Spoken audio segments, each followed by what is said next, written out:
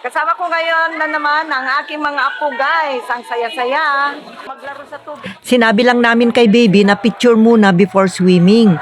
Tapno may yaw-awan. Hinahaplos niya ngayon ang penguin pero kanina mangiyak-iyak na pumipilit.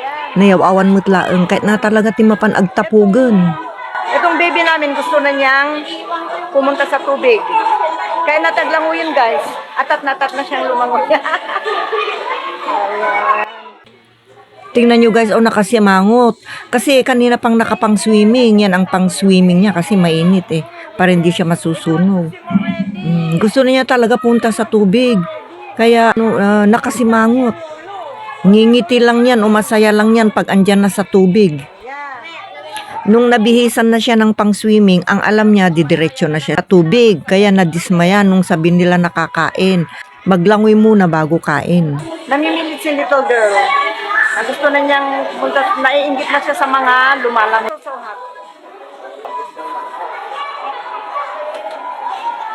Before swimming daw ay kakain mo. Ayaw daw kumain si baby. Ang gusto, sa tubig ka agad. Kaya yan, nakasimangot. Makasangsangit. Ganyan ang ginagawa nila, guys. Walang okasyon, pero if they feel like swimming, punta lang sila dito sa resort para mag-swimming. Siyempre, pag mag-swimming, magbabaon, ayan. Kaya ito pina-reserve nila. Yes. Oo. Okay guys, so tuloy mamaya. Thank you for watching. Stay updated. Like, follow, and share.